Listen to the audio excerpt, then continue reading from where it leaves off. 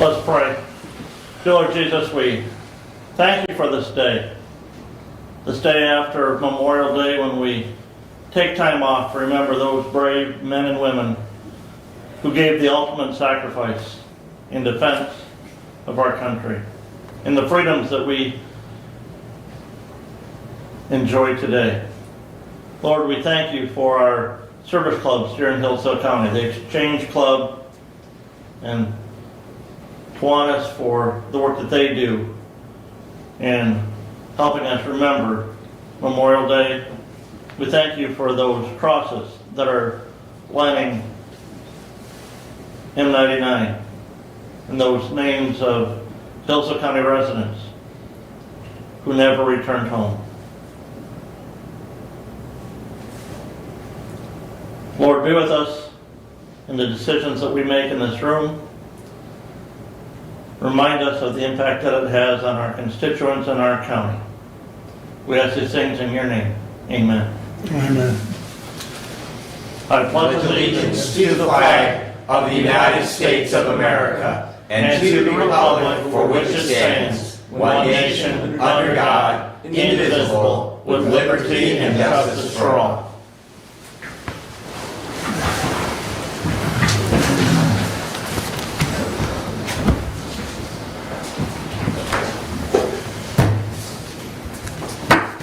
We'll have the first call out to the public. A member of the public may address the board after receiving recognition from the chairperson and giving his or her name. Public comment shall be limited to a period set aside at each meeting for such purpose, and each speaker shall have the floor for no longer than 5 minutes unless the board grants an extension. Board of Commissioners Rules of Procedures and Bylaws 5.13-3. We also ask you to be respectful. Would anyone wish to address the board at this time? There. Approach the podium and your name, please. Good morning, Commissioners. My name is Ashley Richard. I am a Hillsdale County resident. I live in District 2 with my husband and our 3 children. I've lived in this county my entire life. This county is my home, and I want nothing more than for my children to grow up in a thriving, secure Hillsdale County. Just as I and generations before me have done. But right now, I am deeply worried that decisions like granting the bond to Lifeways could jeopardize the future that we hold so dear. Over the last several commissioner meetings, I have watched as my fellow county residents have expressed their concerns that the liability that this bond could be on our already tight county budget. They've urged you to vote it down, as you have done twice before. Yet, you chose to push the bond forward, disregarding our concerns and leaving us feeling dismissed. We're done making requests. We insist that our voices be heard. That is why I stand before you today as a petition coordinator for Citizens for Hillsdale County. We are a grassroots organization that is comprised of residents from all across our county. We are mothers, fathers, blue-collar workers, educators, and more who are united in a fight for our community's future. Given the repeated dismissal of our concerns, we are actively collecting signatures to place this issue on the ballot, ensuring all Hillsdale County residents can contribute to this decision. Let me be absolutely clear. Our petition is not about stopping Lifeways from building a new facility or trying to deny anyone access to mental health services. We believe access to mental health services are absolutely crucial. However, we believe the residents of our county should have a say in a decision that could burden our county with a debt nearly 7% of our annual budget. Your legal counsel confirmed that if Lifeways can't make the payment, the county, our community, will be responsible for that payment. What essential services will suffer to cover that cost? What sacrifices will our families face? Lifeways has the capacity to obtain independent funding without jeopardizing our county's financial stability, while still being able to provide the much needed health services, mental health services for our community. Last year, I stood before this board with Citizens for Local Choice, an organization that supported the decisions in local decisions in things like industrial wind and solar zoning. This board supported in favor of supporting local voices. Commissioner Leininger, I personally collected your signature on that petition. So you've showed that you believe local voices matter. So why, when it comes to this bond, you are dismissing the very people that you represent? Please help us understand.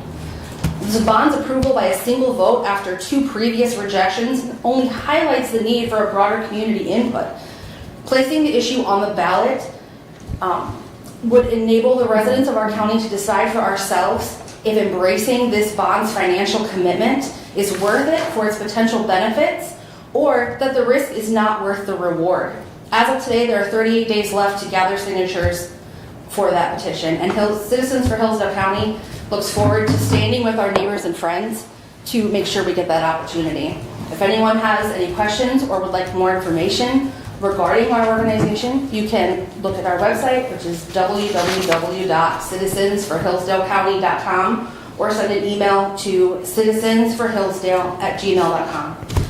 Unfortunately, I can't stay for the rest of the meeting, but I just want to say, Commissioners, please don't let this decisions be made without us. We are more than a petition, or names on a petition. We are the county, or the heart of this county, and our voices deserve to be heard. Thank you so much for your time. Thank you. Anyone else wish to address the board at this time? There is another public comment at the end of the meeting. All right, moving along then, consent agenda. Motion to approve the consent agenda as presented. Support. Any additions or deletions? Hearing none, all those in favor signify by saying aye. Aye. Opposed, same sign. Consent agenda is approved. Correspondence is listed in the packet. Any comments on correspondence at this time?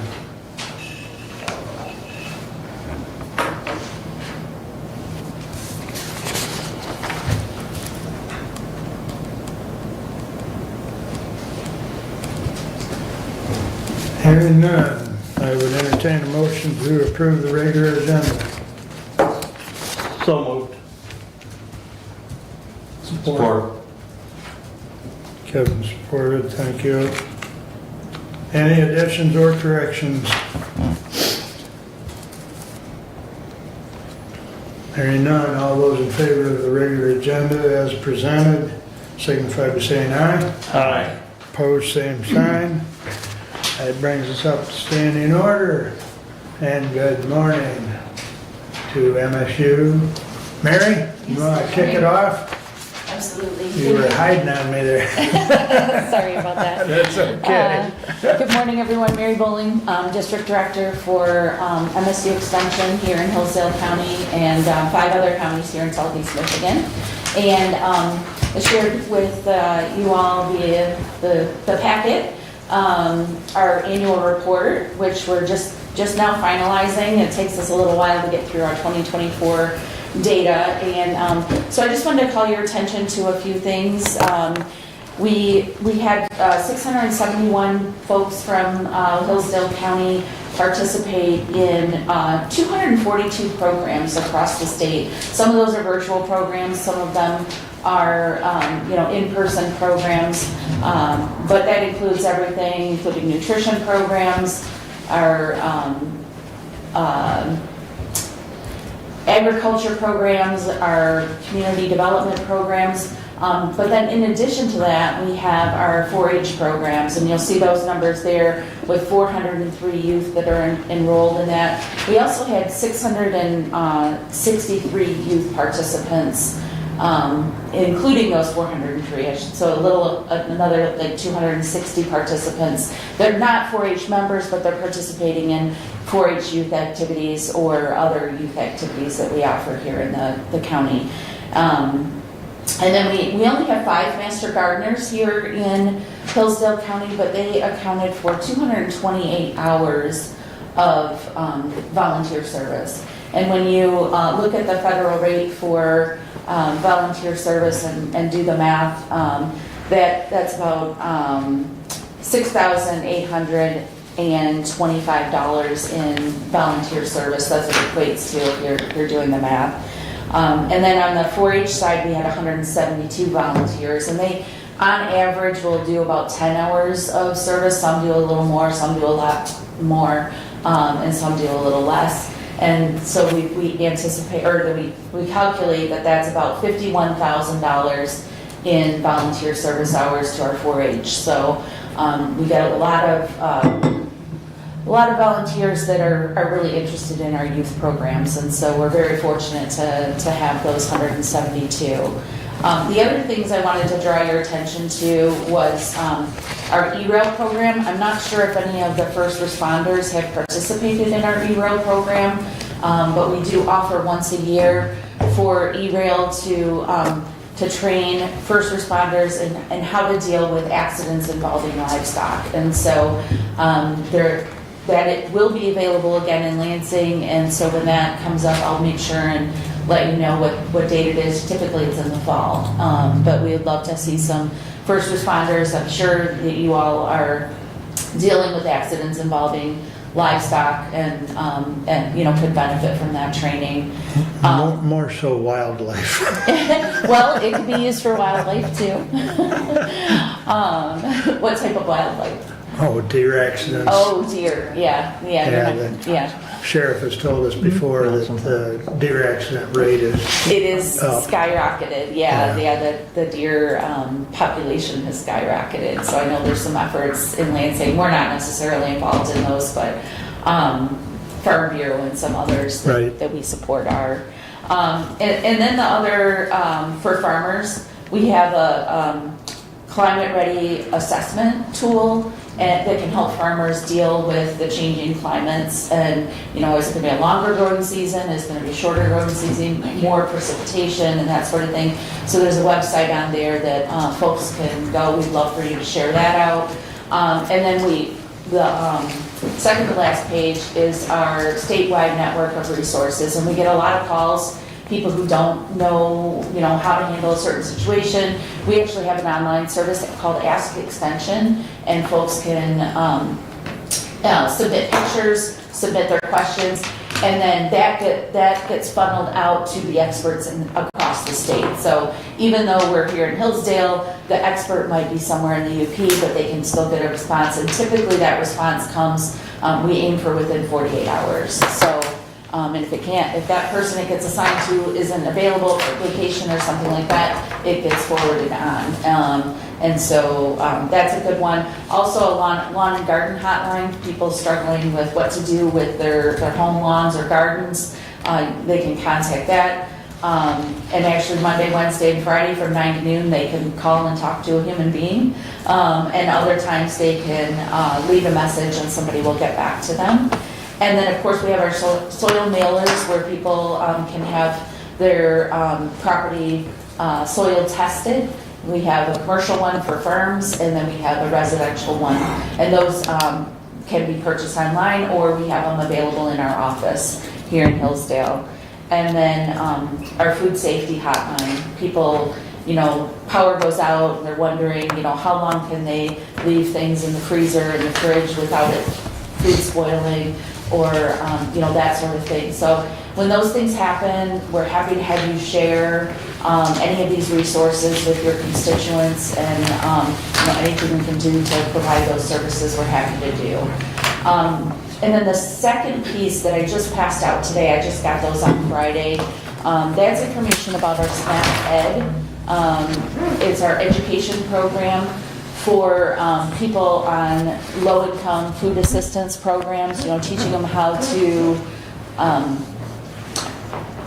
even though they're on a limited food budget, they still want to eat healthy, or we encourage them to eat healthy. And so that's information from last year, more in-depth information, and that's statewide. It's not specific to Hillsdale County, but that program right now is in danger of being cut, the funding being cut at the federal level. And if that were to happen, we would lose 71 nutrition instructors across the state of Michigan, including one that works part-time here in Hillsdale County, and then also several supervising educators and that sort of thing. So I just wanted to bring that to your attention. If you get questions about what is, there's SNAP, which is the food assistance program, and then there's the SNAP education, which we do for people who receive SNAP.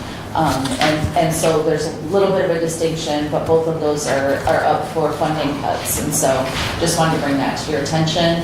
I don't know if you have any questions for me, but I also brought with me a couple of other staff members. If you had questions for me before I introduce them, I'm happy to answer those. Soil sampling, Mary. Yes.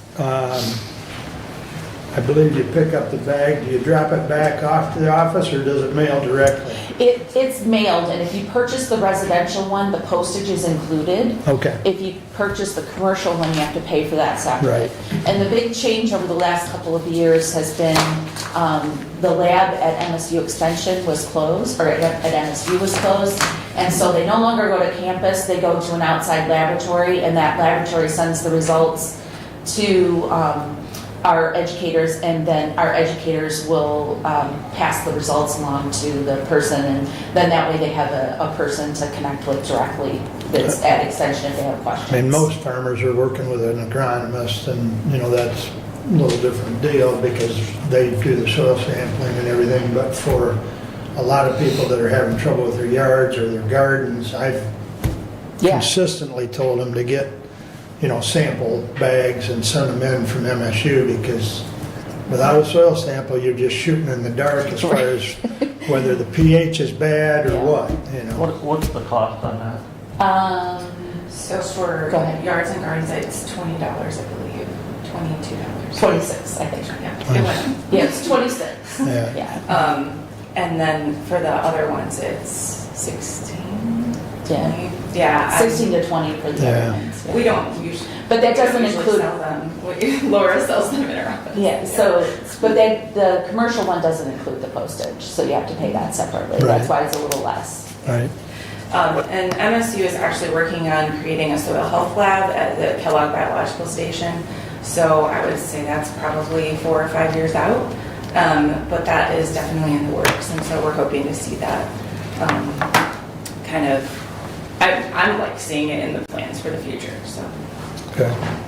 Any idea when the open house is going to be on the new dairy? I've heard varying dates, but, I don't. okay. I can look that up for you and let you know. Well, I think the date keeps moving a little bit based on different Construction. things, yeah. Yeah, Yeah. But I do know my daughter, because of her position, got a professional, tour.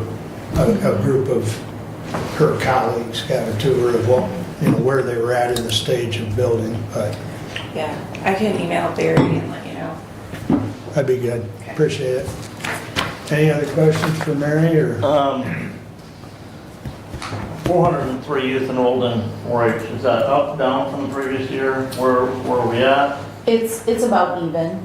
We're seeing more youth, some people leave, they age out of the program, and then we're seeing new youth coming in. We're seeing a lot of clover buds, increase in clover buds, so that's good.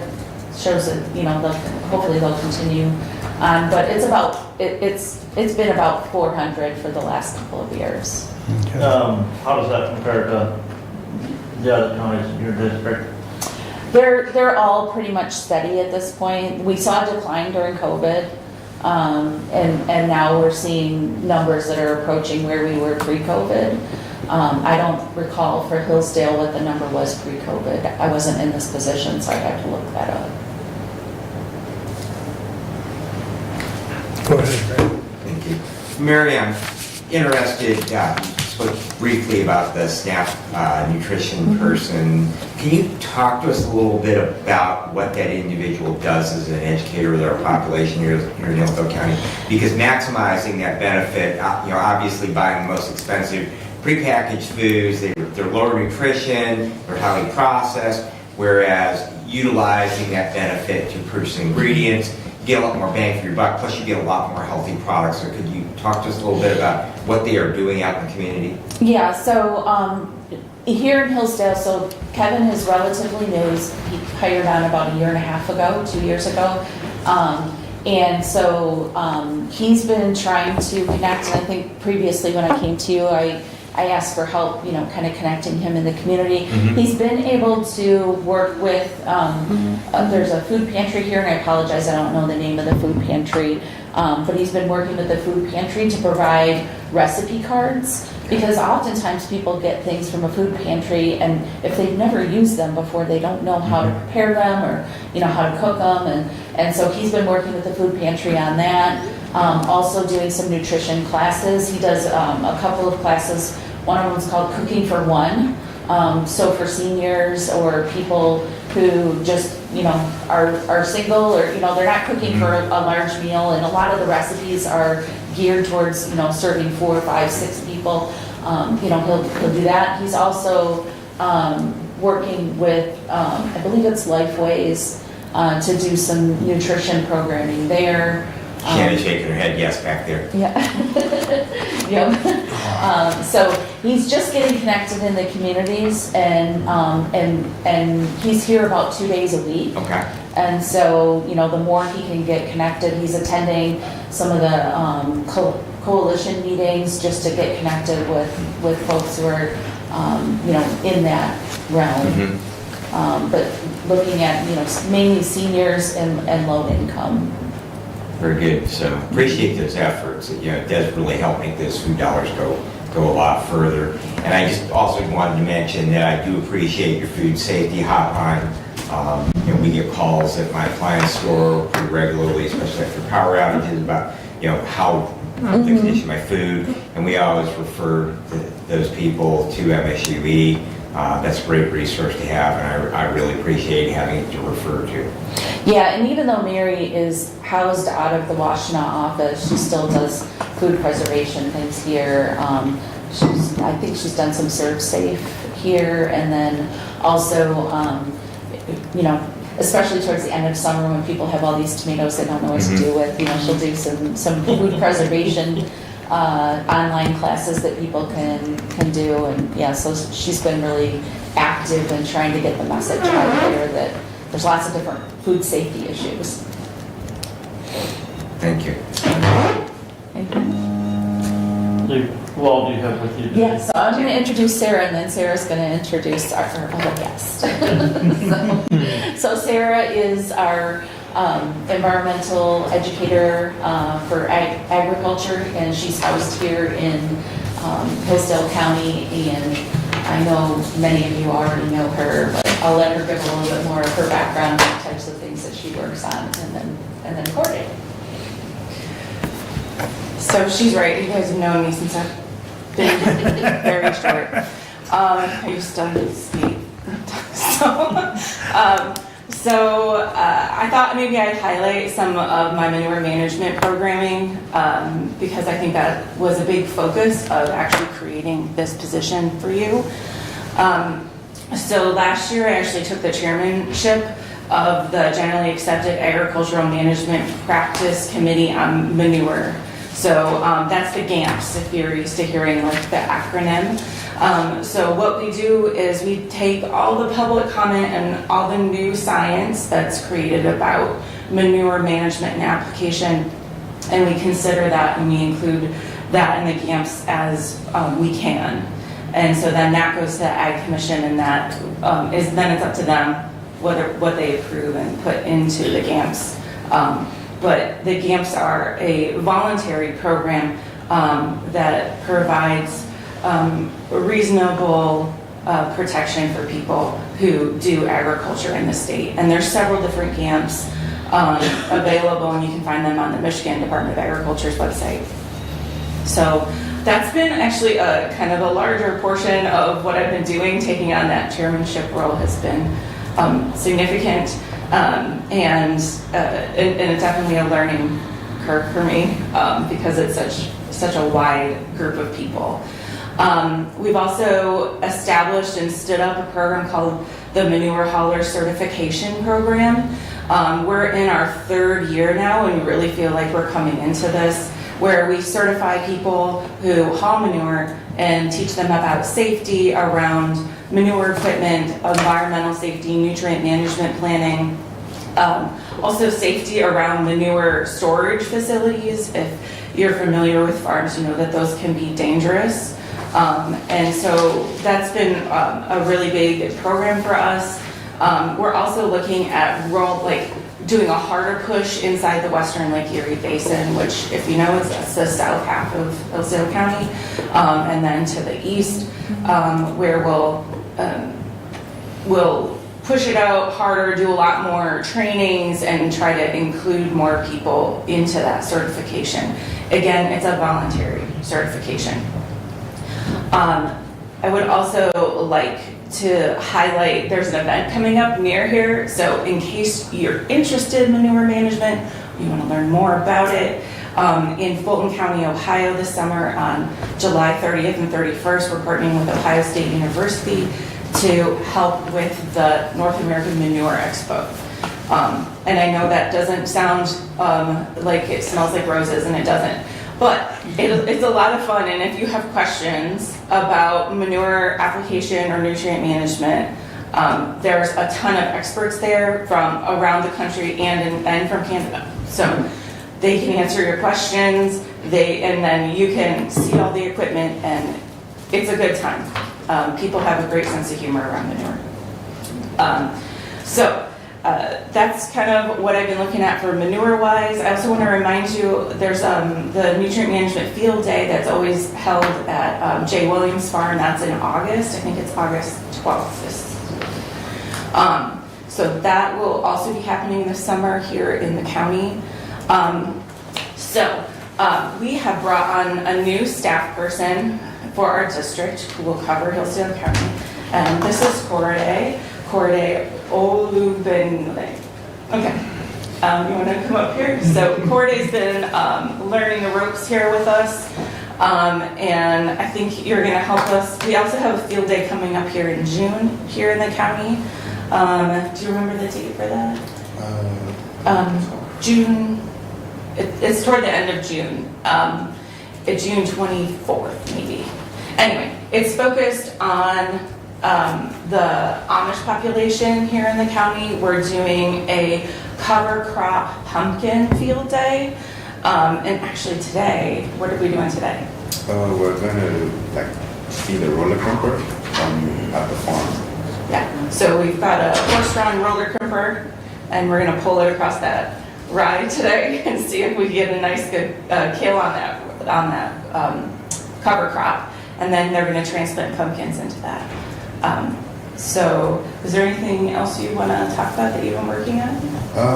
Well, nice to meet you all. Like Sarah said, I'm Corday.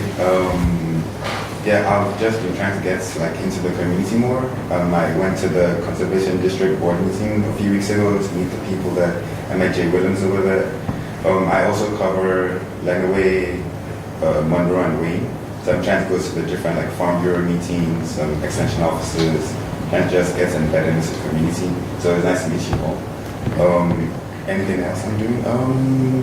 We have on-farm soybean trials that we try to sign some farmers up for. I have some in Lenawee where we're just trying to see different experiments for planting dates, planting rates, fertilizer. I think at the end of the season there's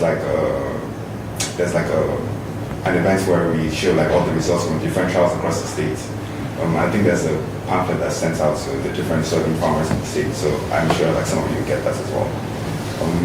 Apart from that, I don't think there's anything else. And Corday was recently at Wisconsin, but we're trying to turn him green. So, so we're doing our best for that. And what was your expertise in Wisconsin? So I studied agronomy in Wisconsin. I focused on perennial grains and forages.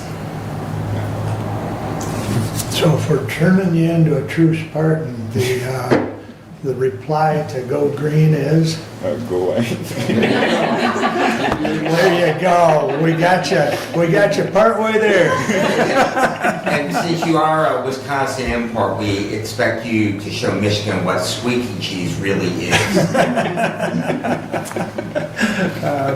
Sarah, I know when I go to Montgomery Village or Camden Township, there's still some talk by some of the residents of Little Long Lake, and I know there's still being some complaints filed against the Amish in that region. is there any work being done down there with those particular farmers? I know that they've worked with the department, the environmental department, so the Eagle. Right, Okay. There isn't, as far as I'm aware, there isn't any current money allocated to do work there. okay. The Amish farmers attend education programs. Okay, I've spoken to a couple of them.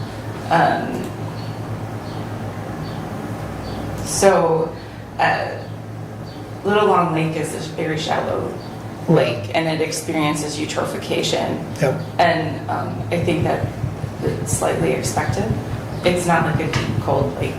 well, and it's unique in the fact that it Straddles the state. straddles the state line. Yeah. And, I mean, Matt Word and I have even been down there because there is a county ditch there as well.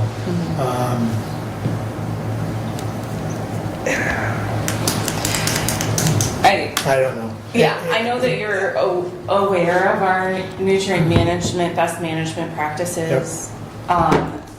So we have, CREP was rolled out in the county by the state. So there is like money available to do conservation practices. The adoption of conservation practices is voluntary. Right, right. And there's a limit for what MSU can do. Right, And so I think we've done what we can. But there is some, the Michigan Department of Agriculture has a little bit more leeway. They have staff that can advise. So hopefully, as they roll out the regenerative agriculture technicians into the field, we get some more of those conservation technicians trained and out, we can see a change there. Again, Little Long Lake isn't in the Western Lake Erie Basin, and I think that's one of the things that prevent it from getting a lot of attention. right, Because the funding, there's so much funding for the basin, for the Western Lake Erie Basin, Right. and that funding isn't the same everywhere. Right. So these watersheds of concern get a lot of attention. Well, I think the key is, and you said some of the Amish from that area are attending some education, and they share that with each other, so I think that's a positive note, you know, so. Yeah, we found that educational materials in phone boxes is really effective. Right. Talking to drivers and giving them materials is also really effective, and they just hand them out as they Right. drive people. So those are kind of ways that we've, and you know, they attend our pesticide certification courses every year, so Correct. yeah, we have an open line, and we hope that this field day also helps out. Good. Yeah. Good. Okay, thank you. Any other questions? Any other questions? Funding for your Western Lake Erie Basin, still funding out there for cover crops and in addition to the crop, or just the? No. So there's NRC, federal funding is sort of a fuzzy thing right now. I understand. If all the things were the same, if everything gets funded like it normally gets funded, there is funding through NRCS for cover crops, through the EQIP program, and then there would also be funding through crappers, or the CRPs. And there is, so there's no funding through the non-point source program, grant program that I was running. That's over, there's 3 years and then they're done. So there isn't any additional from local. There is Michigan is running another pay for performance grant in the Western Lake Erie Basin, and you can find out about that at your local conservation district. But even here, and in talking to, what's his name out there, NRCS, Jason? Is it? Jason's at the Lenawee County office. Yeah. Who's the new one? I just talked to him a month or so ago. Anyways, the word he's been told is you continue to sign up for like the conservation security program and the cover crop program through that. And any of this, the direction's been continue to sign up so we don't miss the deadlines for sign up, and we'll see where the funding thing falls, you know. So I don't know, we're supposed to do cover crops on our wheat ground, but after the wheat's off, but I still don't know if that's gonna get paid for or we're just gonna do it for the good of the soil. Yeah. So, but, you know, it's a moving target right now. Yeah. Okay, I guess I'm not sure. You say, they say Little Long Lake, not in the Western Lake area. I don't believe it is. If you may want to follow the track on that, because I see the outlet ties into the St. Joe Okay, I will. of the Maumee, so.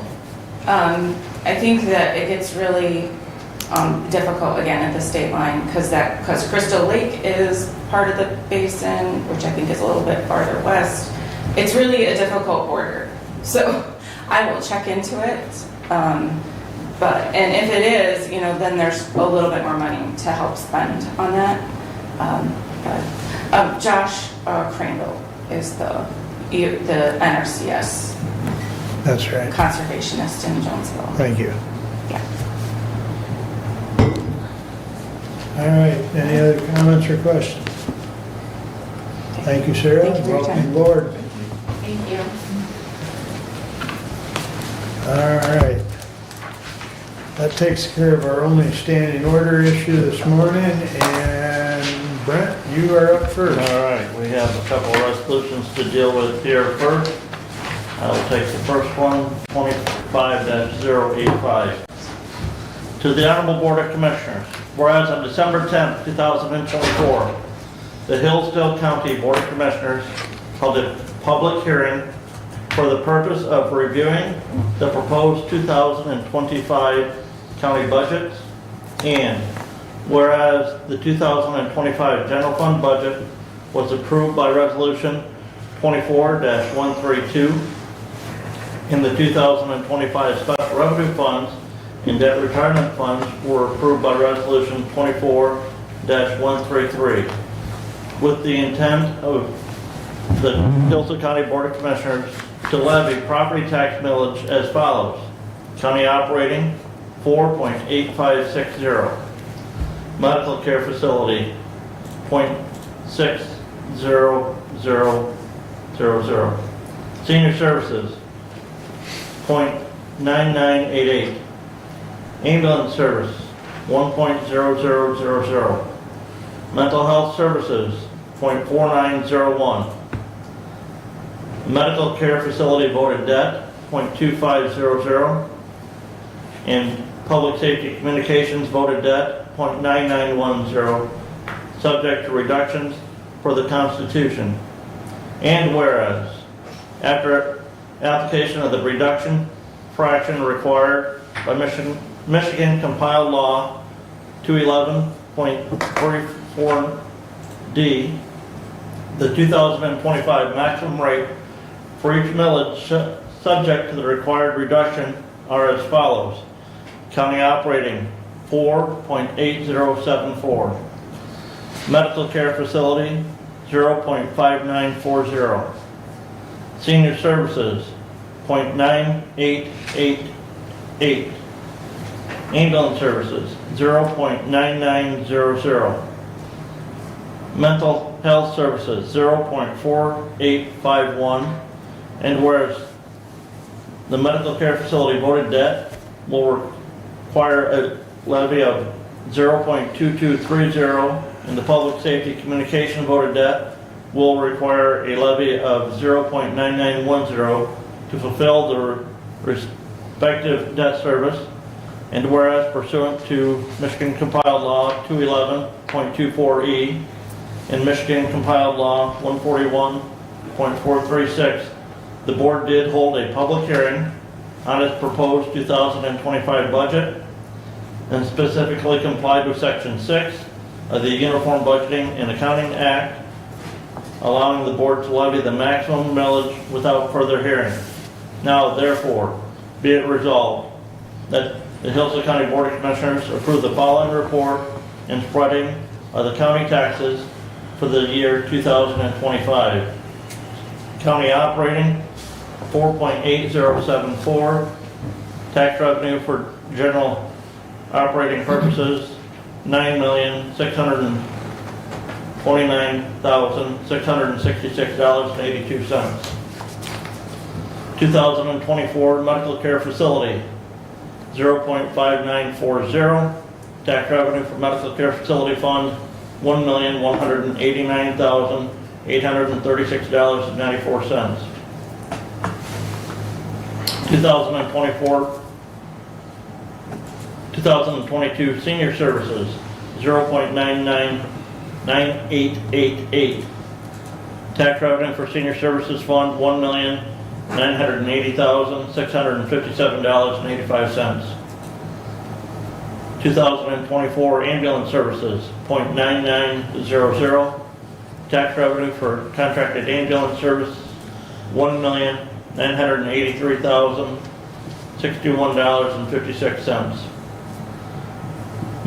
2018 mental health services, 0.4851. Tax revenue for mental health services, $971,700.17. 2006 medical care facility debt, 0.2230. Tax revenue for debt service, $466,689.62. 2024 public safety communications, 0.9910. Tax revenue for debt service, $1,985,064.65.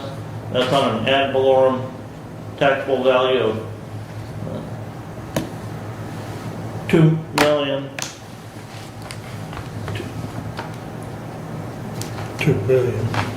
Yes, $2,392,486.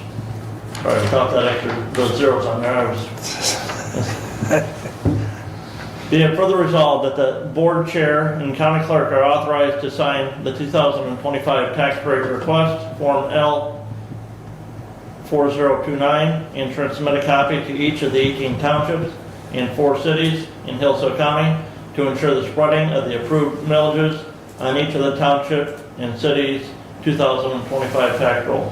Respectfully submitted, and I move for adoption. Support. Mr. Wheeler is here as well, if any of the commissioners have any questions. The equalization officer. Just, I will note that this is as far as just the total mills that are levied year over year compared to 2024, the 2025 total mills levied will be 0.9161 mills more than were levied in 2024. And again, primarily because of the 800 megahertz emergency services communication millage. Mr. Chair. Somebody find a typo? Need you to come to the podium, Stephanie. Please. Go ahead. Where's your typo? It's in the third whereas Yeah, paragraph. the- It should be, under senior services, should be 0.9888. And then, Brent, I'm not sure if mine was correct or if you said it wrong, but you said in section 6 of the uniform budgeting and accounting. Supposed to It be does say section 16, yes.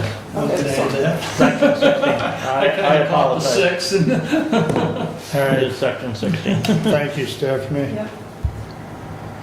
Nick, do you have any comments, or you're just here to answer questions? Here as a resource. All right, go ahead, Dave. I just have a question, and it's really informational. I know that we have now satisfied the bonding for the senior center, and so I recall there was some discussion about redoing the contract with them. So has there been any further discussions in regards to updating our contract now that that bonding debt is satisfied?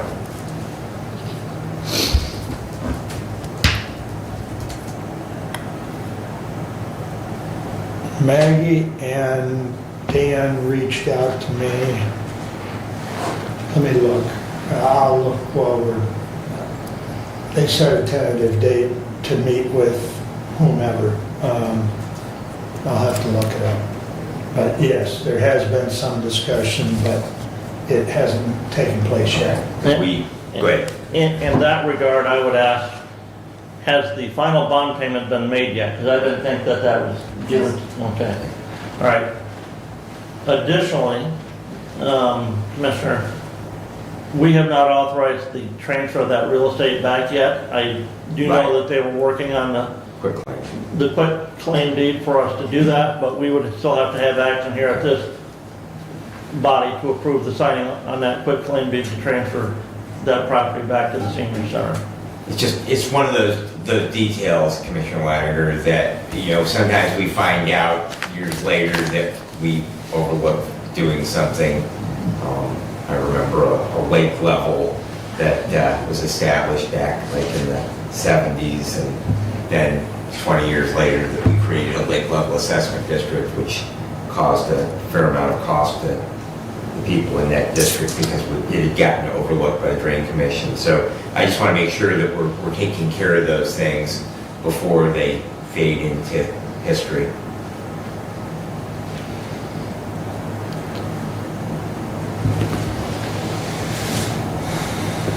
So the date has come and gone, it was suggested, so, but I will reach out to her to get that set up again. So, it never got confirmed on my end, and I apologize. I was still busy in the fields. But I'm surprised she didn't call me, but in any event, I'll reach out to Maggie and get it set back up. And then, I guess since you brought that up, who is gonna, Kevin sits on that board, should it be myself and Kevin talking to him? I don't see why not. I mean, although, you know, Kevin is in that position, much like has been, you know, discussed about your position on the Lifeways Board, whom are you there representing? Mm-hmm. You know, and I certainly think probably that, you know, the two of you are more than capable to, you know, represent the best interests of the county to bring something back. And it still has to be, regardless of what you come up with, it still has to be approved by the full Board of Commissioners. Okay. Well, I do have copy. a meeting with them tonight, do you want, or this afternoon, do you want me to mention that? Yeah, To go try to ahead set and something up? shoot me a couple dates after that meeting and we'll get it set up. Okay. I mean, now we're into hay, but no, we need to get it started, so, yeah, set it up and, you know, I'll get it on the calendar, so, I mean, the sooner the better, Okay. so, I mean, it's raining tomorrow, if they're available tomorrow. Okay. We're planning for rain tomorrow.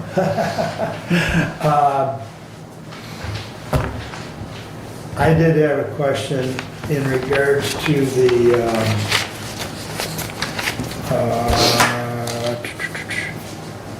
medical care. How many more payments here, or how many more years? I think three, Three? There's, two. so there will be, I believe, one more year of tax levy Yeah, after this. for I would 26. assume since it was a 2006 medical care facility debt, it was probably 20 years. 20 year, no. So it probably will love it again Right. in Yeah, 2026. so there'll be one more year of tax levy, so we'll be 2026 will be the last time that's levied. levied, right? The But that payment last will be payment will be made in Yeah, 27. the final payment will be made, yeah, okay, that's what I thought, I was just, Okay, Doug, you had a comment? Yes, that brings my questions, which are on the voted millages. What year do they expire? So we have 1, 2, 3, 4, 5, 6 voted millages. What is the timing? My question is on each. So, Commissioner, and that is I believe the L 4029 was in the packet. Let me get back here to that. Nick's got that right there. Final column. Got it. Thank you.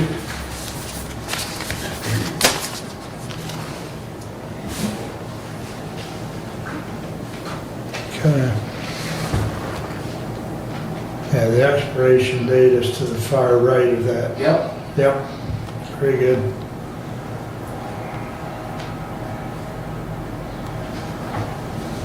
Anything further before we go for a vote? Roll call, please. Commissioner Leininger, Yes. Commissioner Ingles, Yes. Commissioner Collins, Yes. Commissioner Wiley, Yes, Commissioner Benton. Yes. passes 5-0, I believe, if my hearing's correct. All right, please continue. Next up is Resolution 25-086. And this is a resolution pledging the full faith and credit of the county to the Clark Drain Number 17 Drainage District bond. Whereas pursuant to a petition filed with the Drain Commissioner of the County of Hillsdale, State of Michigan, the Drain Commissioner, proceedings have been taken under the provisions of Act 40, Public Acts of Michigan, 1956, as amended, the Act, the making of certain intra-county drain improvements, referred to as the Clark Drain Number 17 Maintenance and Improvement Project, the project, which is being undertaken by the Clark Drain Number 17 Drainage District, the Drainage District, and a Special Assessment District established by the Drainage District, and whereas the project is necessary for the protection of the public health and in order to provide funds to pay the cost of the project, the Drain Commissioner intends to issue the Drainage District bonds in one or more series in an amount not to exceed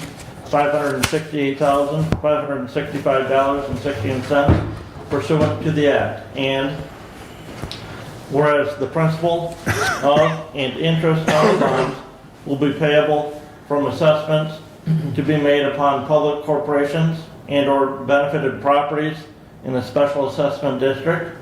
And whereas the Hillsdale County Board of Commissioners, the board, made by resolution, adopted by a majority of the members of the board, pledged the full faith and credit of the county for the prompt payment of the principal of and interest on the bonds pursuant to Section 276 of the Act. And whereas the pledge of the full faith and credit of the county to the bonds will reduce the cost of financing the project and will be a benefit to the people of the county. Now therefore, be it resolved as follows. The county pledges its full faith and credit for the prompt payment of the principal of and interest on the bonds in a par amount not to exceed $568,565.16. The county shall immediately advance sufficient monies from county funds as a first budget obligation to pay the principal of and interest on any of the bonds should the Drainage District fail to pay such amounts when due. The county shall, if necessary, levy a tax on all taxable property in the county to the extent other available funds are insufficient to pay the principal of and interest on the bonds when due. Should the county advance county funds pursuant to the pledge made in this resolution, the amount shall be repaid to the county from assessments or reassessments made upon benefited properties in the special assessment district is provided in the act. The chairperson of the board, the county administrator, the county clerk, the county treasurer, the county finance directors, and any other official of the county, or any one or more of them, authorized officers, are authorized and directed to take all actions necessary or described in the issuance of the bonds and to execute any documents or certificates necessary to complete the issuance of the bonds, including but not limited to any applications, including the Michigan Department of Treasury application for state treasury approval to issue long-term securities, any waivers, certificates, receipts, orders, agreements, instruments, and any certificates relating to federal or state securities laws, rules, or regulations, and to participate in the preparation of a preliminary official statement and a final official statement for the bonds, and to sign such documents on behalf of the county and give any approvals necessary therefor. Any one of the authorized officers is hereby authorized to execute a certificate of the county to comply with the continuing disclosure undertaking of the county with respect to the bonds pursuant to paragraph B5 of SEC Rule 15C2-12, issued under the Securities Exchange Act of 1934, as amended, and amendments to such certificate from time to time in accordance with the terms of such certificate. The certificate and any amendments thereto are collectively referred to herein as the continuing disclosure certificate. All resolutions and parts of the resolutions are, to the extent of any conflict with this resolution, rescinded to the extent of the conflict. I move for adoption. Support. Questions? Doug? I cannot recall how many properties are in the drainage district. And with that, three questions. Basically, when are the payments due and how many years for the assessments? Okay, so Commissioner, and again, I don't know, so this is a drainage district as opposed to a lake level assessment district. So many properties. Lake level assessment districts are based on number of parcels. Drainage district assessments are spread evenly among the number of acres that are in that district. Again, I myself, I don't know the exact number of More than 10. parcels, yes. I will tell you, I did talk to the drain commissioner. His intent is to spread this for a 10-year, looking at a 10-year bond on this. Just like the last bond that we pledged our full faith and credit to for the Lake Somerset project, property owners will receive a notice indicating their ability to pay that assessment in full before the bonds are issued. The drain commissioner was not in his office today, but he thought that cost per acre was about $133 per acre on this project. And that would be spread over 10 years, that 133? That was the upfront cost, Commissioner, so. Okay. So they can pay in full or pay over time, there's an option. If they pay over time, it'll be an added assessment to their winter tax bill for the next 10 years. And that's the next question, correct? Just like other drainage assessments are on the winter tax bill. This, for other maintenance work, this would be on winter tax bills of the parcels in that drainage district. Thank you.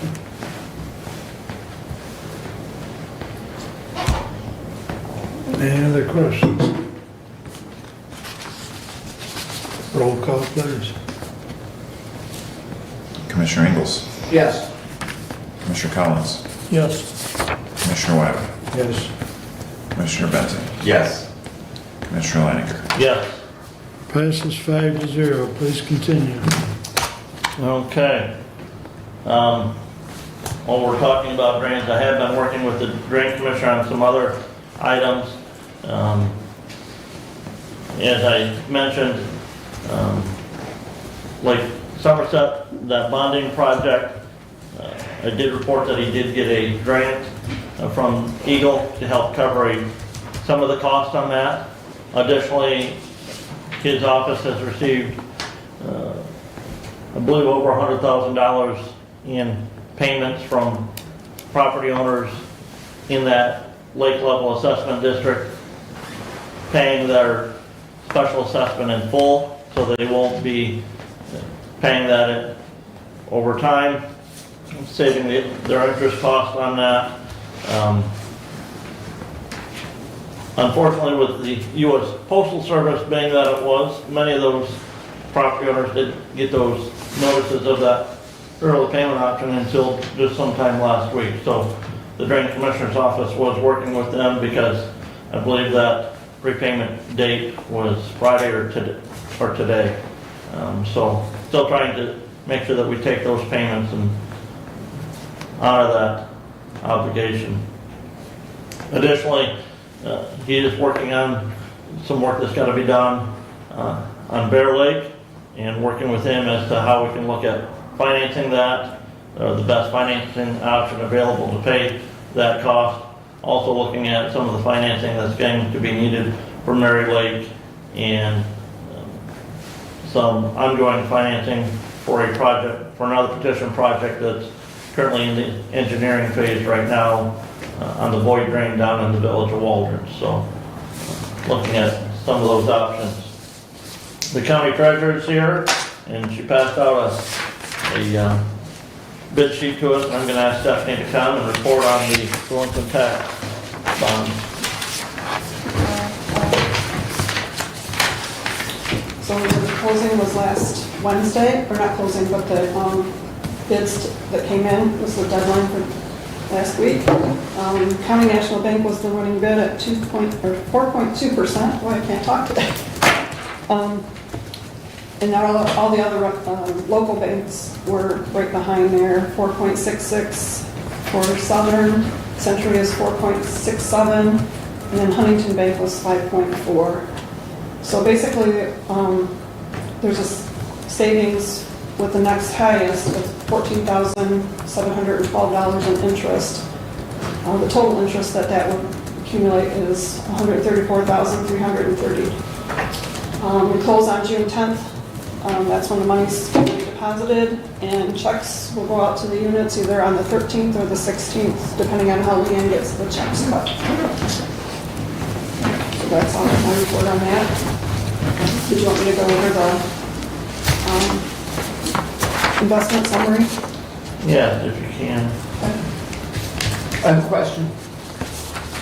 On the delinquent tax bond, what's the amount? Yep. 3.4 million. It's up quite a bit this year from last year. I think we were borrowed 2.8 last year. But it was less than what was, the resolution was for 4.6, I believe. And I always have to use what was all delinquent. We get payments till we close, so that gets taken away. So we don't borrow as much as the resolution indicates. Much like the resolution on, like Somerset gave the resolution that if somebody comes in and prepays some of that, they won't actually do a bond for the full amount that we included in that resolution. I believe Lake Somerset's going to be, with the prepayments and the DEQ grant, that one's down almost $200,000 or better already. So, Madam Treasurer, just curious with that increased amount, and I don't know if you've looked at, are those delinquencies in residential or commercial? Are there any significant commercial properties that are involved? I don't have that kind of data. I'm just curious. I'm just curious. I know on the residential side, the trend has been over the last several years to escrow property taxes, which means, as a general rule, we get paid. From the commercial side, generally, they don't have that escrowing. So I'm just curious if we're seeing that growth if, what component it's coming from, what sector it's coming Is that from. still here? I don't know. I don't have that. No. No, I just have it as a whole group. Sure, I understood, it kind of is an interesting trend, so. I know, working in City Jackson yesterday, that I noticed a number of small commercial buildings that were for sale. Closed, and the businesses when they were closed, and the buildings were for sale, and I'm just, curious if that is reflective in what we're seeing. So in some regard, you could answer that question by the tax sales. Are they more residential or are they more commercial? But that's There's a trailing, delay. the tax sale is really more trailing, so it's what's more in the past years, what's happened this year. Well, we're down on our foreclosure. We only had 18 this year. Yeah, the list was really small. Yeah. There's three in the city of Hillsdale, have demolitions, so their minimum bid is over 25,000, 30,000. So I don't look for those to sell at the first auction, and if they do at the second, I'm gonna have to go back to city for the demolitions that they did, because they got paid for them. So, gonna be curious to see how that turns out. So I gave you all my investment for the first quarter for 2025. Savings in money markets, there's a total of $9,748,098.98. 7.6 million of that's county money. The other portions are county road, county park, the medical care facility, and then the medical care debt, if you take those away. Investments, whether they're CDs or munis, municipal bonds, agencies, those kinds of things. Total of $12,998,159.41. And again, medical care facility and county road are included in those. So the county's portion is about 10.7 million. And that's all I have.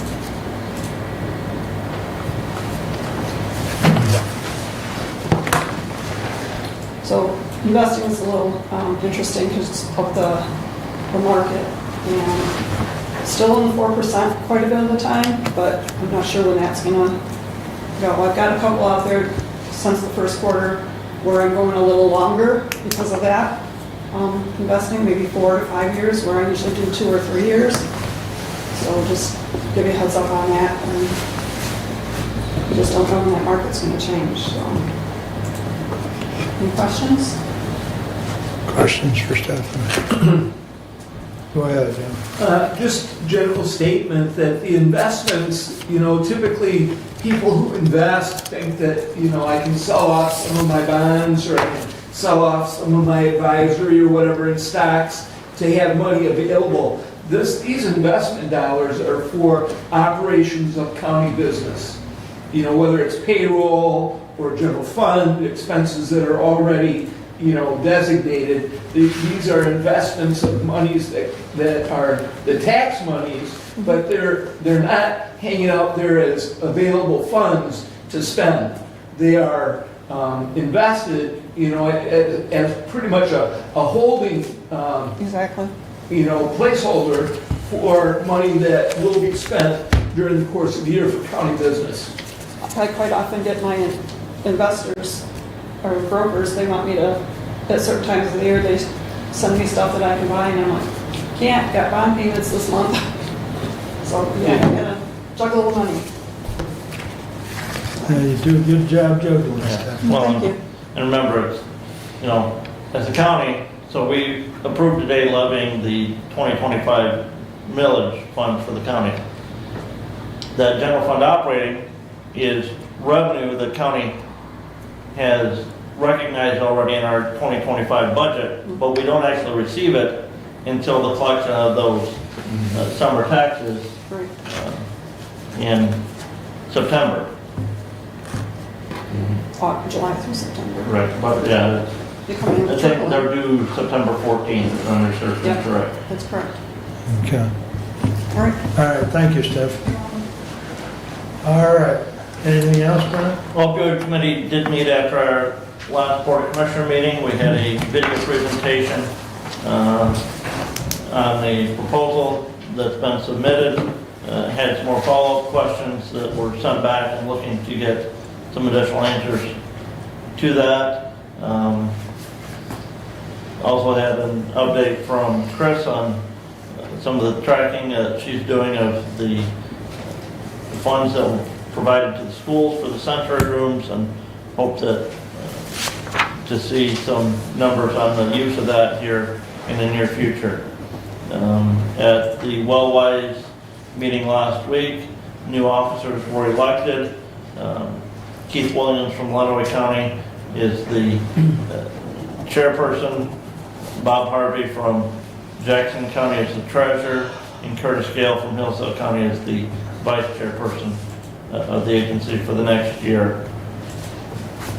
I'll leave health department to Kevin, and that includes my report. Any questions for Brent? All right. Moving on, Doug. Thank you. My first item is item 9.1. I move to approve Resolution 25080, which is the approval of the expressive architect proposal for 25 Care Drive as presented. Support. This is a follow-up to our action item that we voted and approved at our last meeting. This is the resolution to follow. So it's very clear.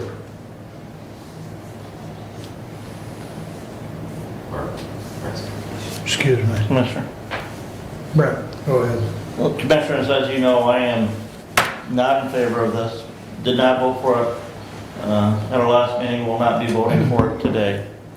And especially we heard during public comment that there's a drive afoot to circulate a petition to put the Lifeways bond issue on before the voters of Hillsdale County.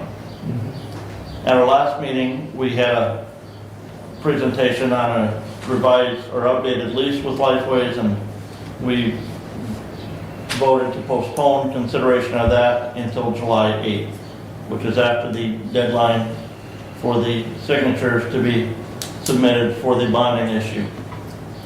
I fully believe that waiting until July 8th is, even on this issue, is prudent.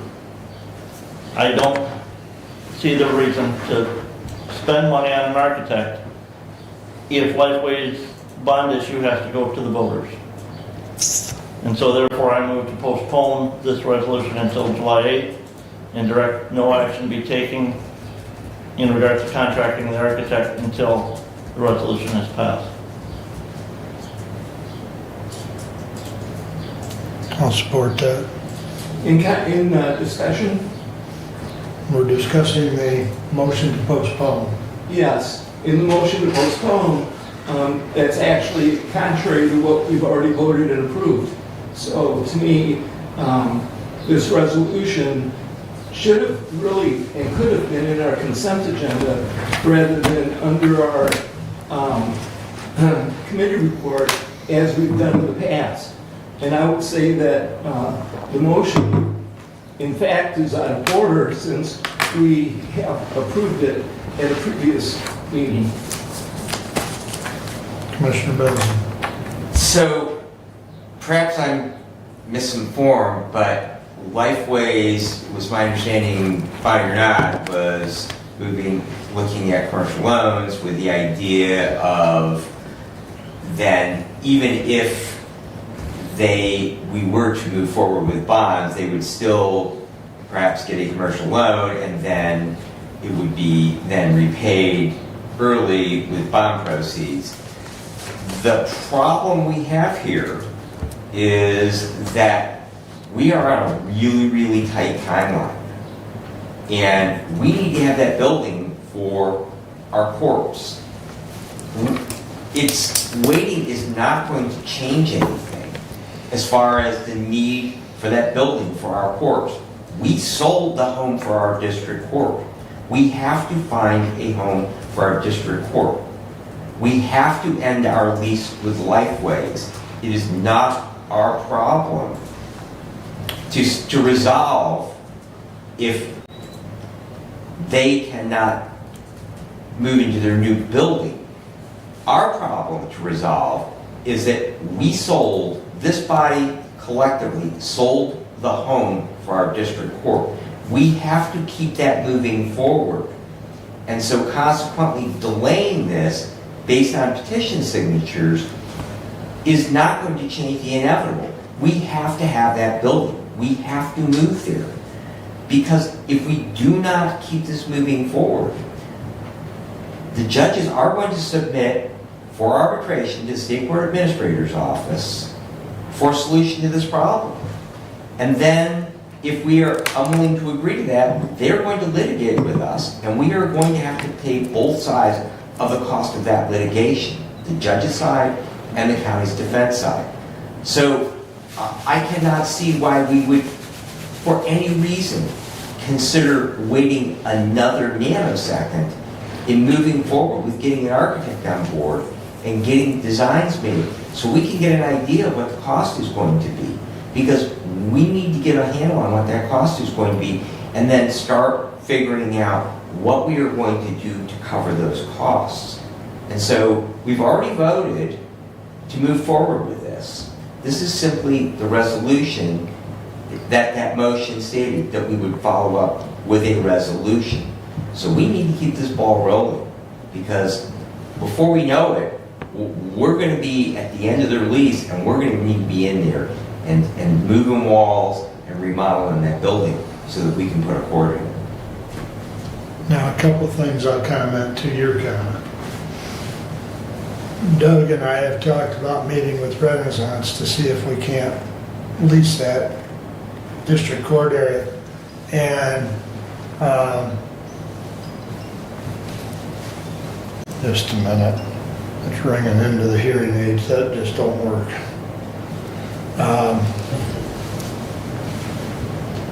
We've got to have that meeting because whether it's 6-month extension or whether it's a year extension, we need to have that meeting with Eric, okay? So, you know, in reference to the timeliness of what we do, we've got to have that meeting so that we have any idea if there's any flexibility in that timeline, okay? But it's still not going to change the fact that we need to have the drawings to move into that building. Nothing is going to change there. Whether we push that timeline out 6 months, we still are going to have the drawings. Well, okay, there's a couple other things that maybe we're losing sight of. If the petition drive is successful, that would not go on until August of 26, okay? Your comment of Lifeways pursuing commercial loan is true. They're still continuing that process, okay? But keep in mind, you can't just kick them out of that building without a place for them because statutorily, the county is responsible to have a mental health service within the county. Statutorily, we're required, okay? So where are you gonna put them? Statutorily, we're not required to provide a space for them. That They're is not true. a department of county government. That We're is not true. required to provide a space for them. They lease space from us. That is true, but we are required to have a mental health service in the county. We are also required to have a district court in our county. Agreed. So are we going to rent space in the Kroger Plaza? Are we going to bring in modular The offices? discussion with Renaissance must take place there. Okay, so in that part of the conversation, we had a meeting scheduled that was postponed. Then Because- they postponed it. No, actually, not true. Remember, you were out of town, and it was best to have us both there. And so it was postponed That's correct. because you were out of town. Since that time, we've had no contact from Eric, who, Have you reached out to him to reschedule? no, I have not. Okay. The way it stood was, at that time, was that he would reschedule. Whether there's a meeting or not with Renaissance, you mentioned perhaps 6 months extension, perhaps 1 year extension. In fact, in conversations that we had previously, they have a timeline due to their tax credits, due to their arrangements that required construction in that building. And so while it's nice for us to talk about extension possibilities, the reality likely is there is no extension in that building. And so until we ask that question, we don't know. However, the sense that has been previously discussed is that they need to begin and that they have a timeline that they accommodated through the course of up to 5 years lease in that building, that they need that building. And so we do need to proceed with architect's drawings. The other reason for not waiting until July 8th is that the bid and the quote of the architect, we received 3 quotes. The timeliness of those quotes will expire and it will cost us more money. Now we can wait and spend more money, or we can move today and spend the amount of money that we had previously approved. And to me, this is kind of a extended conversation that I don't truly understand, because we approved it at our last meeting, and now we're going to not approve the resolution that we discussed as approval at our last meeting. And to me, that does not flow consistently with as board commissioners. Well, there's always that possibility when it's brought back as a follow-up resolution. We've had other items over the course of time that have failed Well, upon reconsideration. that's not what the intent of the discussion was at our last meeting, and I understand. Mr. Chair, can I say something? Yes, you may. So this was intentionally not put in consent because it wouldn't have been approved unanimously. So it would have just been pulled anyway. So that I made that decision and Mark approved the agenda. That's the explanation for that. But I would like to remind the board of the minutes from the last meeting. There were 2 different motions here. The first one was where I was instructed to have the follow-up. Motion to approve the quote from Expressive Architecture, $115,970, with the additional optional services, number 1 of $10,000 and number 2 of $4,025, and authorize the signature of the chair to be followed with a resolution demonstrating where the funds will come from at the next regular meeting. And then there was more discussion regarding this motion and how it would be funded. And then there was a motion to authorize the facilities director to sign the Expressive Architecture contract and make the deposit of $12,000 from the annex proceeds account. So Randy has been authorized to sign it, and I don't know whether he has or not. I just am putting that out there.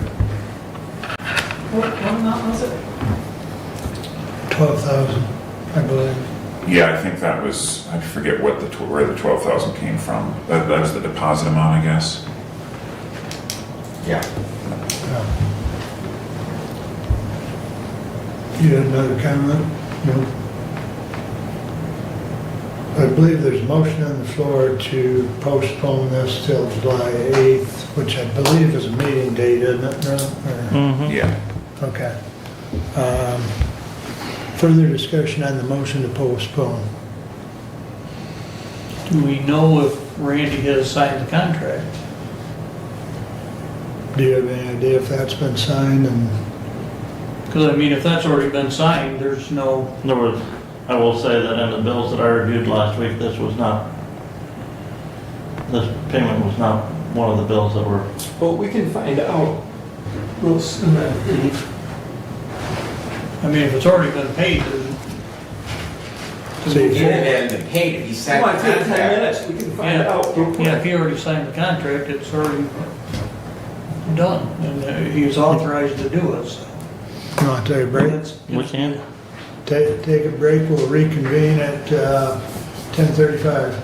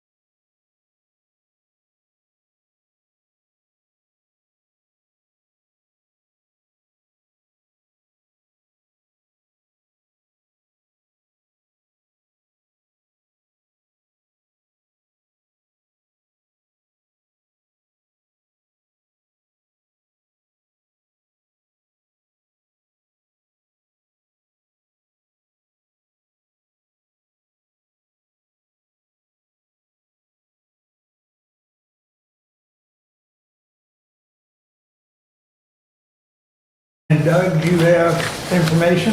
Yes, I do. And if I would have looked at my messages before at 10:23, I would have known that the We didn't need to contract, take a break? the contract has already been signed and the hours spent.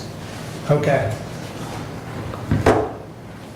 But that was just to, That's the 12,000 deposit. that's the down payment or deposit? Okay, okay. And so the architect is under contract and the expressive agreement is in place.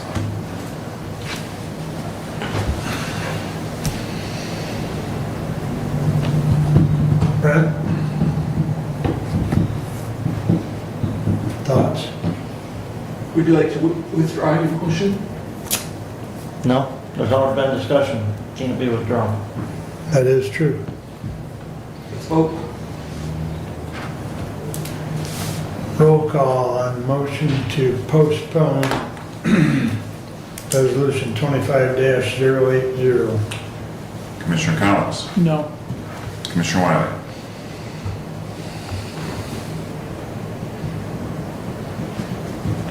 Yes. Commissioner Benzing, No. Commissioner Leininger, Yes. Commissioner Ingles. No.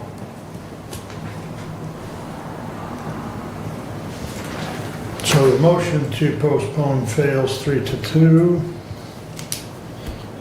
Now we're back to discussion on 25-80 as presented. Further discussion on the motion.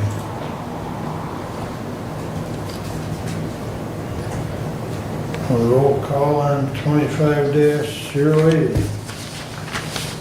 Commissioner Wiley, No. Commissioner Benzing, Yes. Commissioner Leininger, No. Commissioner Ingles, Yes. Commissioner Collins. Yes. 25-080 passes 3-2.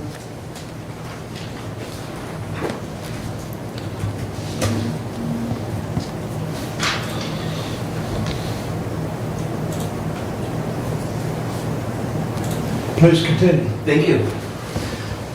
You'll see that I have listed under my committee report discussion on materials management. We have in our packet MMP grant quarterly progress reporting form that was sent to me last week by Eagle. I did get an email that I think I did forward to all commissioners from Eagle extending some of the requests and requirements for our year one plan. I tried to call Eagle, no answer. I did leave a message to Amy, my contact, and responded with an email that I also forwarded to all the commissioners stating that we need to have the approval for year one, that when Amy and I and Eagle had discussed previously what we needed to include in our year one plan, that it was a high-level plan that would move forward into year two and year three with more specifics, coming closer and closer to ground level as we went. I also requested specifically the number of dollars for mileage for committee members. I specifically requested the dollar amount for the meeting per diems so that we could ensure that a quorum would be present when we have our committee meetings. I explained in my email that without the approval, essentially we're spinning our wheels, and that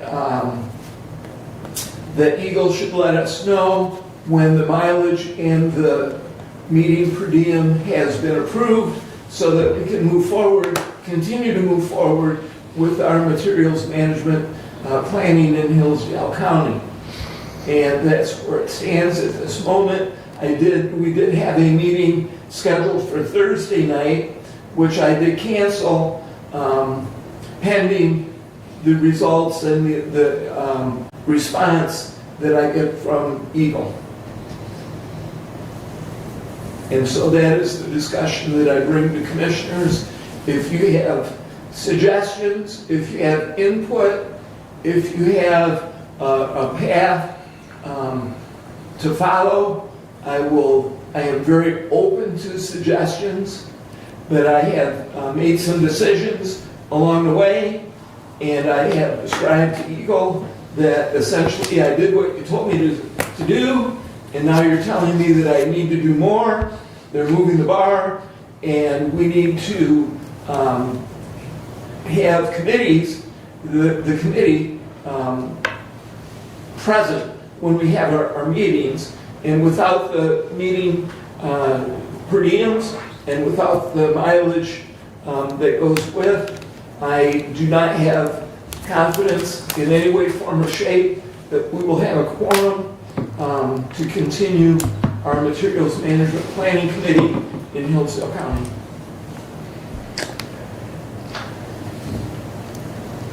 Comments for Doug? Go ahead. Just my only comment really is that we once again are presented that the legislature told us to do something, and they said, well, we'll fund it, but they now are saying, well, we might fund it if you do the things we tell you to, but when you do the things you tell them to do, that they say, well, you got to do more. And so we end up in the position of begging it money to do something they required us to do. It's just incredibly frustrating. So I wish you the best in moving this forward, Commissioner, and I would encourage you that if you get stalls, delays, that you reach out to either our senator or state rep and request some help from one of their offices, because that it is just absolutely ludicrous that we are required to do this. We're asking people to take time out of their day, and we're committing to writing a plan and perhaps engaging a consultant to help us with the second-year plan, and we still haven't seen a dime from the city.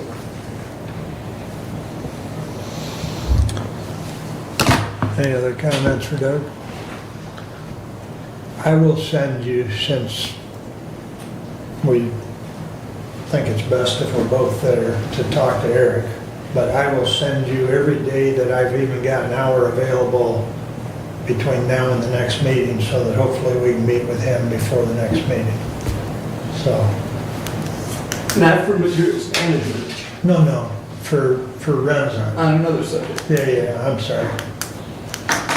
But I'll send you all my dates that I can fit in something so that, because I was just looking, I've got kind of a busy schedule going forward, but I'll send you anything that's got an afternoon or whatever, Doug, or a morning, and then you can, whatever of those days works for you, you can let Eric know, and maybe we can squeeze that in, before the next board meeting.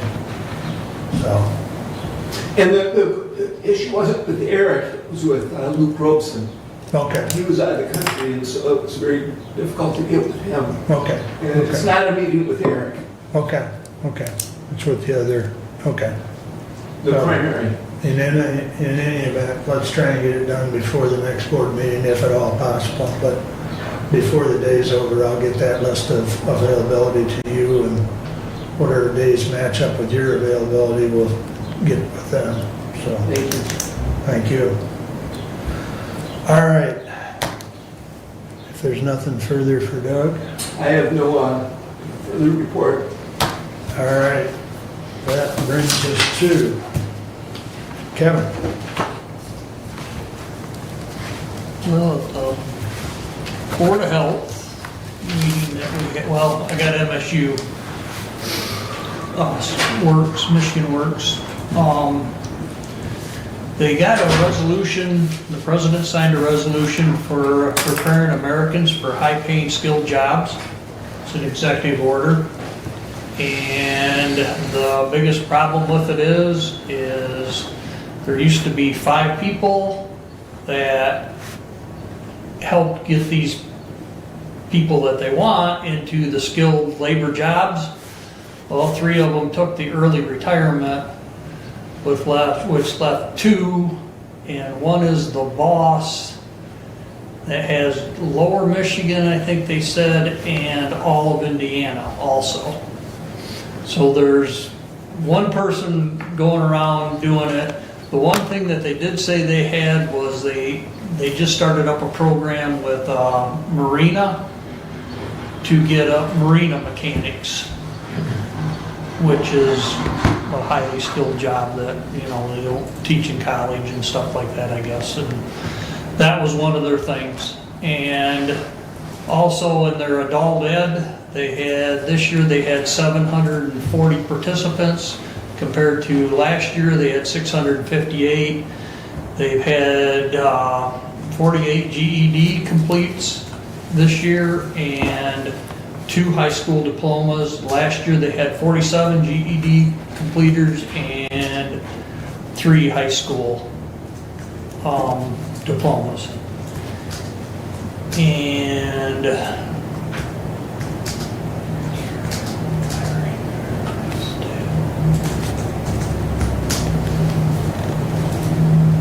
And on the Board of Health,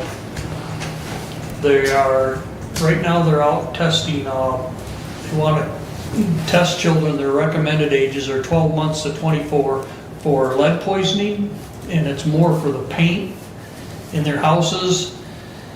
If your house was built before 1978, they'd like you to have children tested, and at least by age 6 is their minimum that they'd like to do, and it's down to like 3.5 parts per million now that they check for the lead poisoning.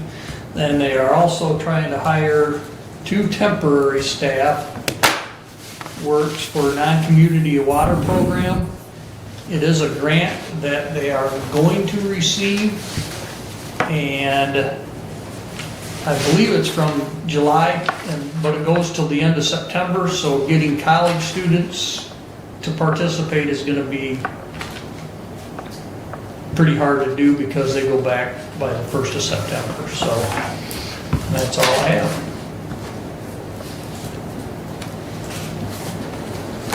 Any questions for Kevin? Go ahead. Was there a consortium for Michigan Works on Wednesday? I missed it. Yeah, that was the first one I gave you. That was the first one I gave you. Okay. They're paying for the higher skilled jobs. Okay. That, I missed Yes. that part. Okay. yeah, Okay, go ahead, Brian. yeah, that was from Michigan Works. Thanks, I missed that part. Yep.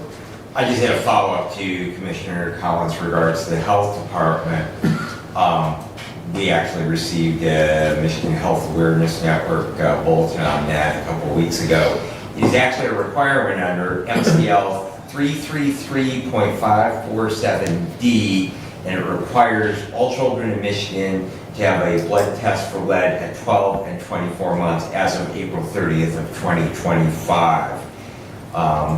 There's also a follow-up in regards to that for children who potentially live in homes that were built prior to 1978 for additional testing beyond that. It is the responsibility of the child's physician or primary care provider to see that those blood tests are administered. So, so it's not just something that the health. But the parents can deny it being There done. is not. There I is mean, not, it's not there- a law that right. says you have to. Well, They there's would like you to. I'm sorry, I have the floor, Mr. Collins. Okay. So there is a requirement that they be tested. However, there is a provision in the law that says that parents can opt out of it. So. Mhm.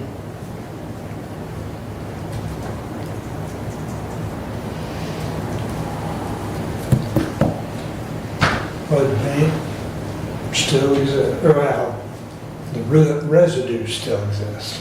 Lead paint itself does not. Additionally, Sandy, do you know what the average date of construction of housing stock in Hillsdale County is? 18 what? No, I believe that, it's more than 40 years old, which would, That is true, but I don't know the exact. I know that's one of the stats that they do track, but. I haven't seen it recently either. I can't answer that. Go ahead, Matt.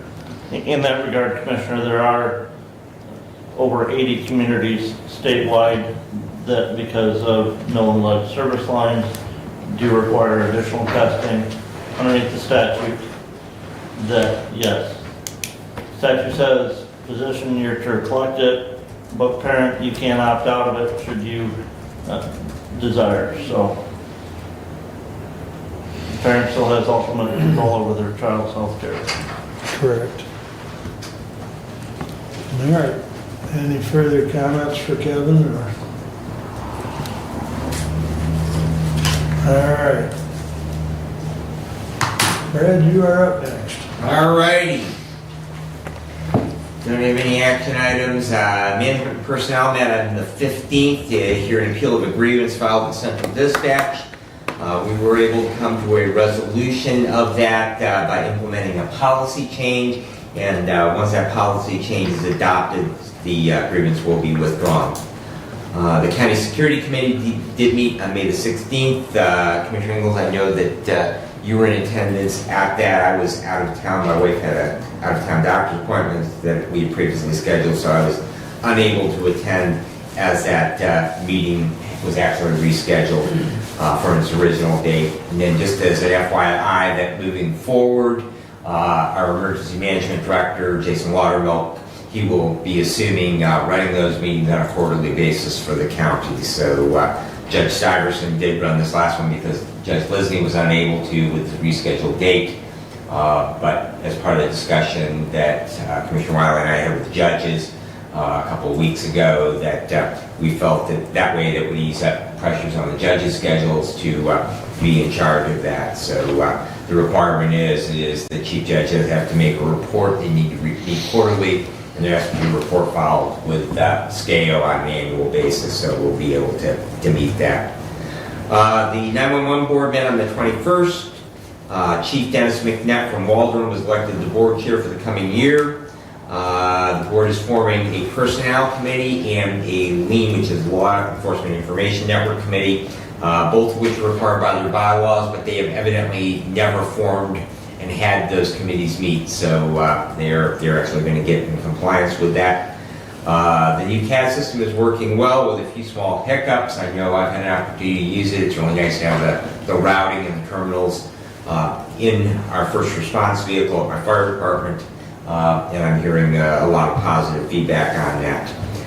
Director Whitaker did report at that meeting the current fund balance at Central Dispatch is $581,066.57. So they do right now have that money invested in CDs with the Treasurer's Office, and as we move forward with the new system, hopefully that we will not have to expend those dollars that they have in their fund balance. Mark and I will have a follow-up discussion this week with Lenawee County's administrator in regards to the medical examiner's agreement. And the last item I had, you may recall a year or so ago that we expended some opioid committee funds to buy sharps disposal boxes, which we have in all of our restrooms. This article was in Michigan Retailer Magazine, who my business buys both the liability insurance and the work comp insurance. And Commissioner Leininger, I thought that you might be interested in this. Safety tips from retailers' insurance company in regard to bloodborne pathogen and needle stick safety. And they basically said in follow-up to it that mitigating risk and reducing costs, taking proactive safety measures not only protects your employees, but also reduces the likelihood of costly workers' compensation claims. Needle stick injuries and exposure to bloodborne pathogens can lead to expensive medical treatments, lost productivity, and potential legal liabilities. By implementing proper training, safety protocols, and disposal methods, you minimize the risk of incidents, keeping insurance costs down, ensuring a safe work environment. And one of those things that they list as a bullet point is to implement safe disposal practices, which has installed designated sharps disposal containers in restrooms and break areas to prevent accidental disposure. If anybody wants to say that, I'll leave it out. That's everything I have, unless there's questions. A couple comments, and I haven't taken time to read it, but it just popped up a few minutes ago. Scott Blackwell Okay. sent the draft of the proposal, Okay. and it was, you're copied on it. I did check that, so it's in your email. Okay. We'll have to look at it later. He also copied Gary on it, so Okay. I'm sure she'll respond to us as well. But, unless I missed it, did you mention department head meeting Friday morning? I did not. Okay. I left that in your able hands. All right, well, it's been mentioned then. But, okay, any other comments or questions for Brad? Go ahead. Just regarding the department head meeting. Yes, sir. Since you brought it up. Yes, sir. That's coming up on Friday. Yes, sir. If you could remind department heads on, in the courthouse, the access and the in and out, and some of the other doors that are on, in particular on the west side of the building, to not use those. That the entry should come from the main entrance, which is on the east side, where the elevators are. And if they could please not block doors open and so on and so forth, that would be very helpful. Because one of the items that was talked about, extensively, is the concern on court security by the employees. And employees themselves can help, in a big fashion towards, having a better environment if they would refrain from using some of those other doors, and I believe the commissioners have made a pretty strong statement on how the entry and exit of that building should go. And if department heads could help follow through with, that would be very beneficial. One of us will make sure to mention it. And to that point, I know we've mentioned it before, but we can certainly refresh their memories because It's an ongoing, every security meeting that we have, Yep. this is brought up. So, obviously, it should be ongoing for the department heads because they have, impact, hopefully with the employees and staff, in their departments, to help control those other doors. And that's really, the human aspect is going to be the most important way that we can help. you just made me think of something that we actually talked about when we were talking with the judges, is those two dog houses, if you will, over those two lower western doors.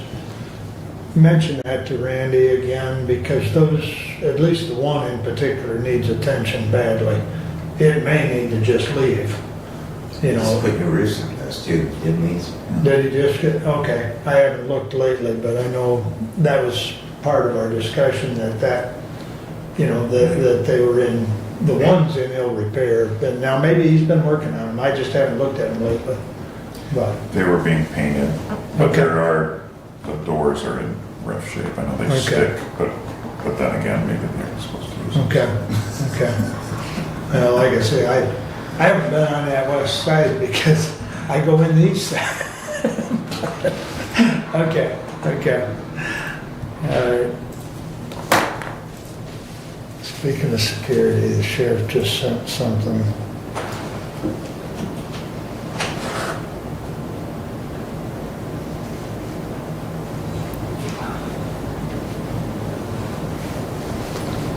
Let's see what he says here. The sheriff's comment, I'll let those of you involved with the security committee take it up.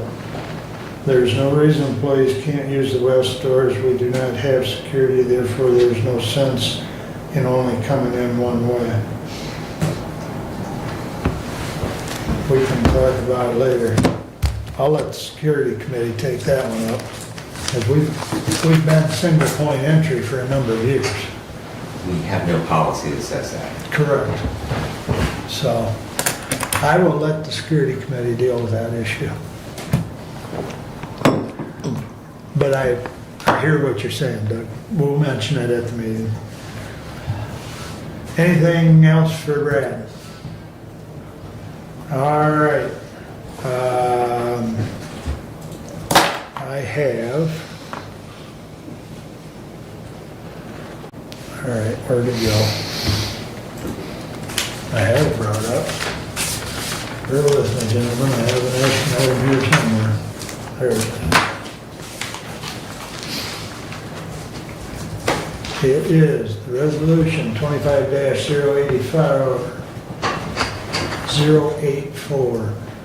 To the Honorable Board of Commissioners, we authorize the following individual upon recommendation by the Circuit Court Judge to be appointed to the Jury Board Commission commencing May 1st, 2025. Jason Self, first appointed 5/27/2025, 6-year term expiring 4/30 of 2031, respectfully submitted for adoption. Support. If you remember, this came before us. Discussion was about the partisan issue or the political issue. I have spoken to the judge. Brent has spoken to the judge. In kind, we have come to an agreement. And so this is back before you. This is the same individual that the judge recommended previously. So, and there was some other discussion, between Brent and the judge and even myself, which I don't think is prudent to the, why the language was changed within the, it's a nonpartisan, but yet they added that line a few years back about no more than 2 from one party, so they kind of made it a political issue per se, but that's Lansing, not us. So, upon the judges, and I believe there's a short letter in your packet. Yeah, there is.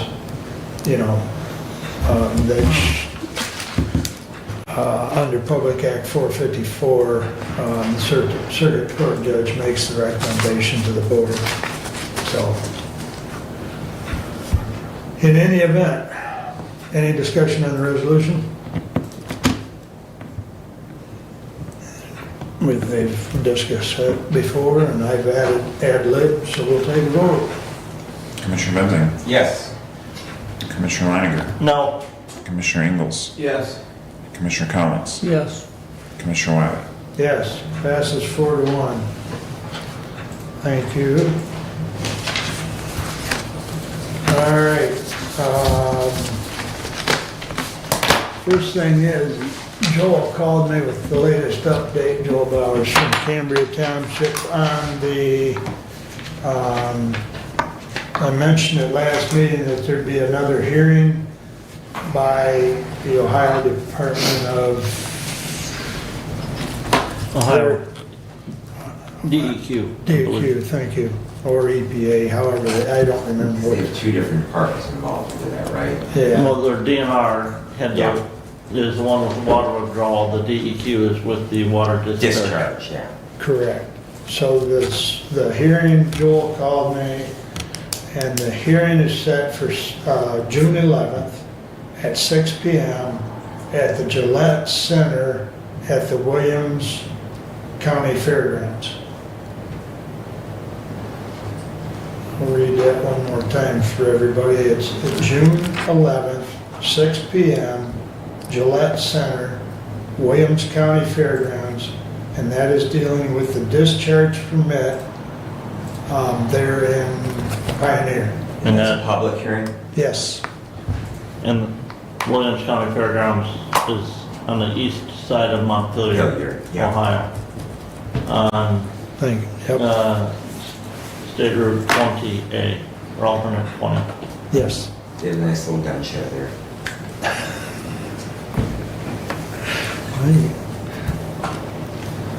like I was telling my granddaughter, you gotta remember places so you know that you're on the right road.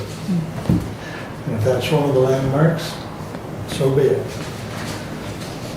If we had our granddaughter drive us to the zoo the other day, she's Will there trying be to a get to us for commissioner? hours. Will there be a commissioner representative there? You going, Brent? You said July 12th? No. July, or June 11th? June 11th? No, I have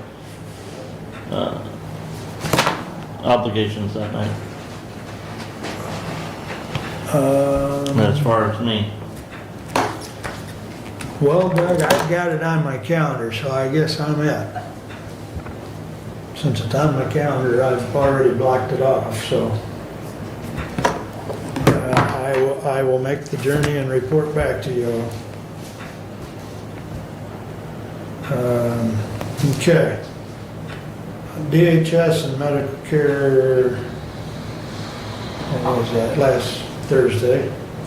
The highlight, which I think is a good trend, I think Kevin mentioned a couple months or a few meetings back about the trend of the foster care, and the trend continues to go down, which is just great news. April 24, there was 95 kids in foster care. April 25, there's 82. So that's down 13 more. And department head meeting Friday, we already mentioned. I was at medical care. They're in the process of finalizing. They got their audit report, but I don't believe it's been filed yet. I'm not, did you look online when I I have mentioned not, it? no. So I'm not sure, but I think it will be filed shortly. So, there's a little change in the accounting. And Terry will be giving a report and he'll mention it. If you take some of the accounting changes out, we're still on the plus side of the ledger.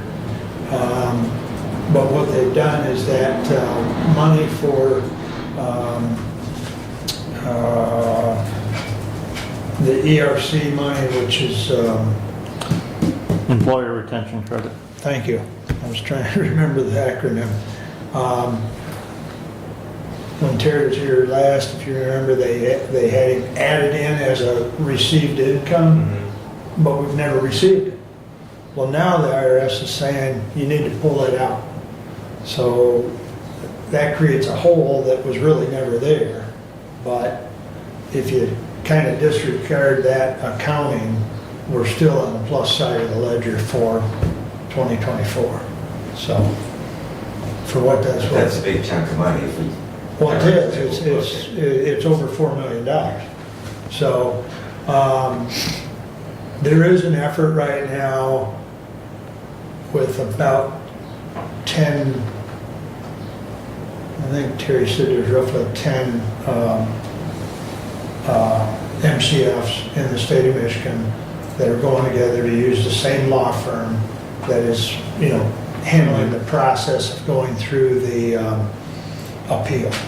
So, now on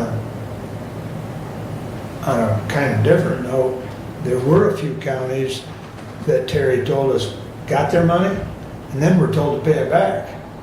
So at least we didn't end up in that situation, because that, once you get it, you usually use it. So now some of her had to pay it back. So it's an ongoing situation. I'll keep you posted. I'm sure Terry will when he comes, to give his report later this year. But it's just disheartening to some extent that the rules keep changing on that.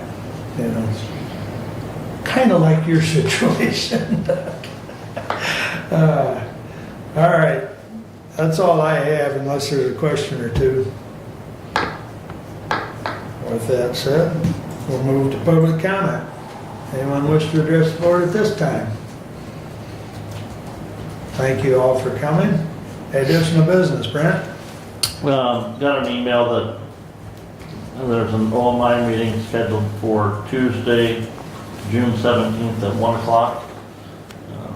Still waiting to know what committees. I'll be on at Wellwise, so hopefully that I can attend that meeting. Because Wellwise does have committee meetings that day as well, so. Hopefully it works out. We need somebody there. All right, Kevin? Nothing. Nothing? Doug? No. Brent, or Brad? Just a brief recognition, last week was EMS week across the nation, first enacted by an executive order under President Ford. And served with a lot of great EMS personnel from fire departments to transport EMS, and their service is greatly appreciated.